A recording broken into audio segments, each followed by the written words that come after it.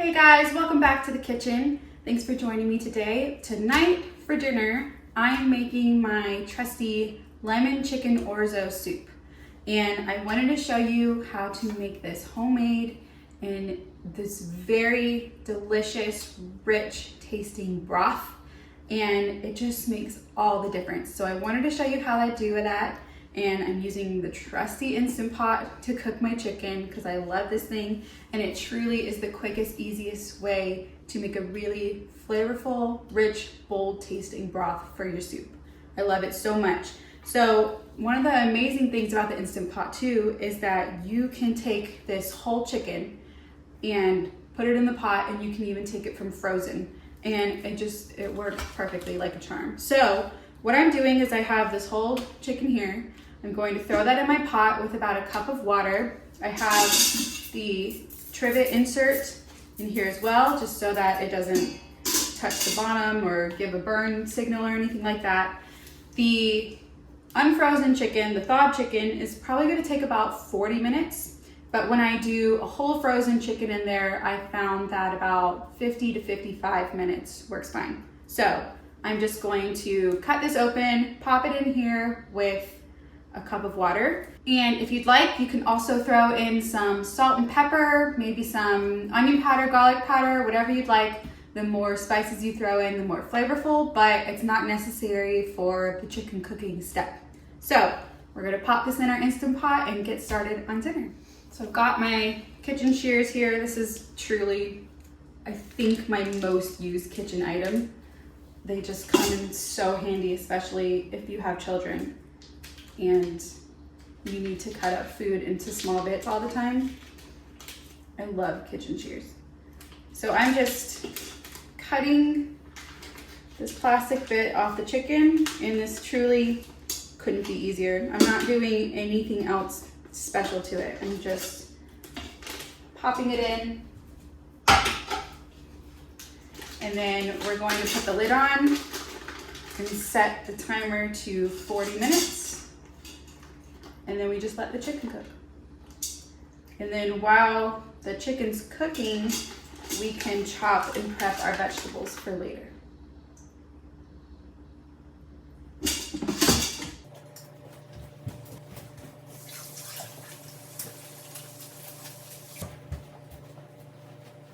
All I'm gonna do now is toss in some salt and pepper. Very low on pepper. We need to get some more of that. And then we're gonna pour in about a cup of water. It's plenty. We're gonna get our lid on. And then we are gonna hit pressure cook for 40 minutes. Press start, and then it just does its magic. So while our chicken is cooking, I've got about 8 minutes left on this now.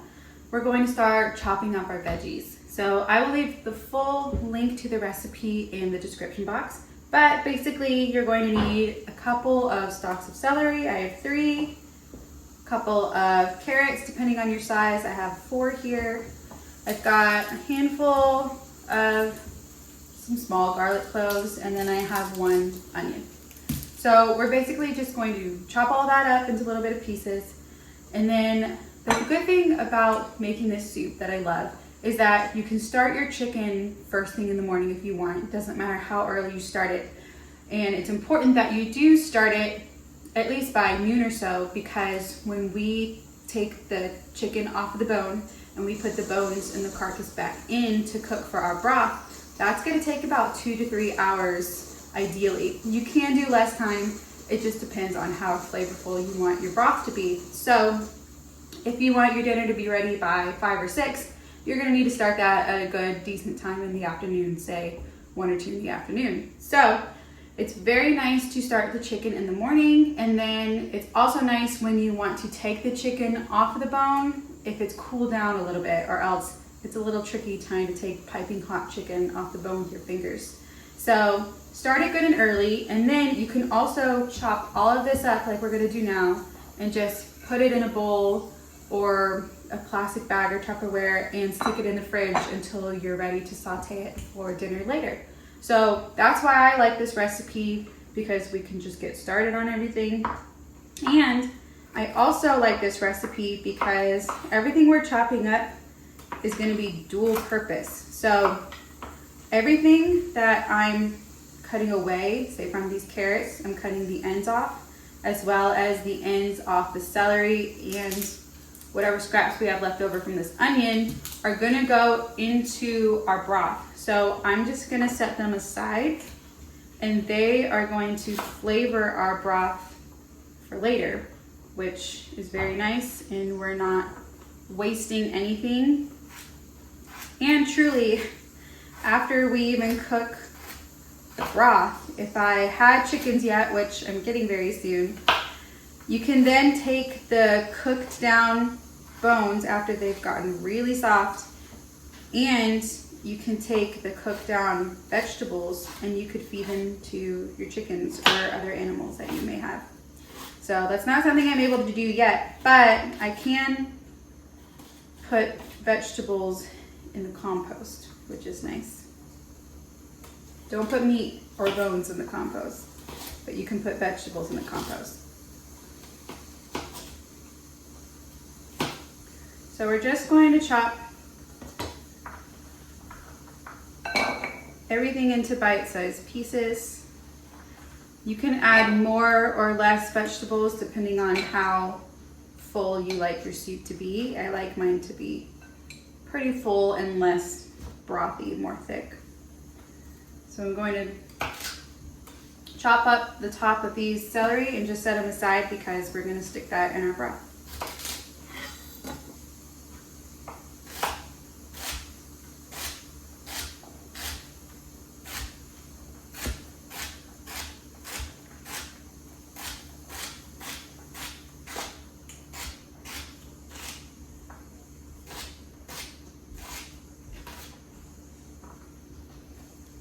That in there.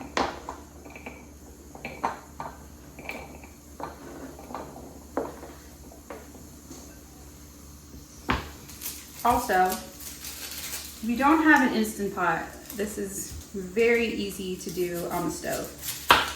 My only advice about using the Instant Pot is that it helps you make the broth in a much quicker amount of time. But if you're not using a whole chicken, you don't have a whole chicken, I would just suggest using about a pound of chicken thighs, ideally, for more flavor. Chicken breast is fine, but thighs will definitely give you more flavor.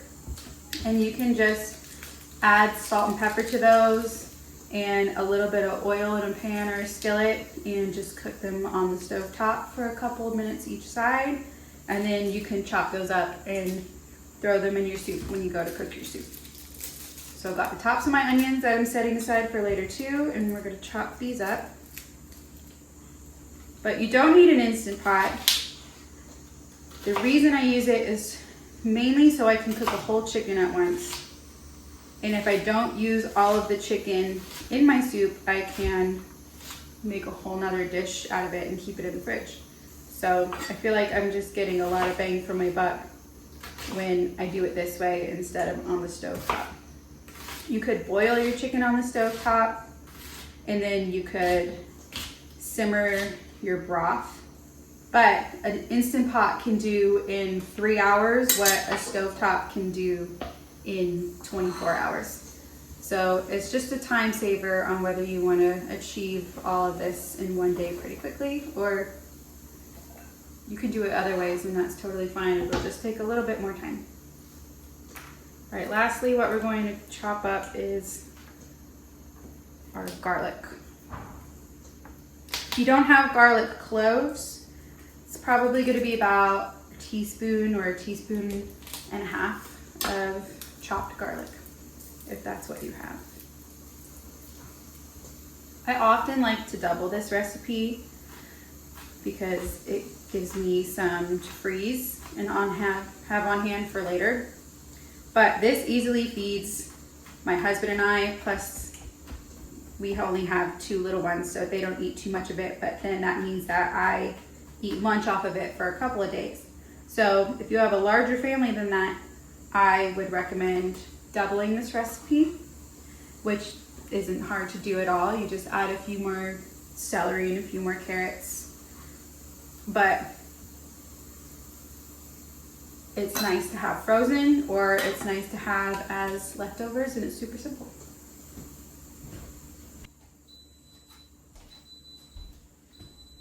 So my Instant Pot is going off, and that means that our chicken is done. So I'm basically just going to turn it off, and I'm going to let it naturally release the pressure. And when it's done releasing the pressure, the vent will pop up, and that means that it's time to open the pot and we can get our chicken out. I was gonna put my cutting board away, but then I remembered it's a good place to set the chicken down when we pull the meat apart from the bone. So we'll do that next. Got all of our chopped veggies here, and this is just gonna get a lid and go in the fridge for later when we're ready to actually cook our soup on the stove. Our vent on our Instant Pot has popped up, which means that it's safe to open the lid. So we're gonna open this up. And then next we're going to take our chicken out, and we're gonna pull the meat away from the bones of the chicken. So I'm going to need another bowl so I can separate out the meat from the bones.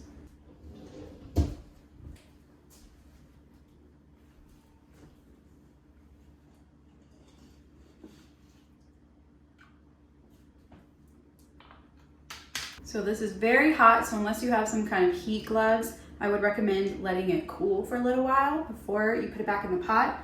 I'm leaving everything that's in the pot in there. So all of the juices that came off of the chicken, I'm gonna leave in. I might pick out some pieces of skin or fat that have accumulated that are big enough to pick out.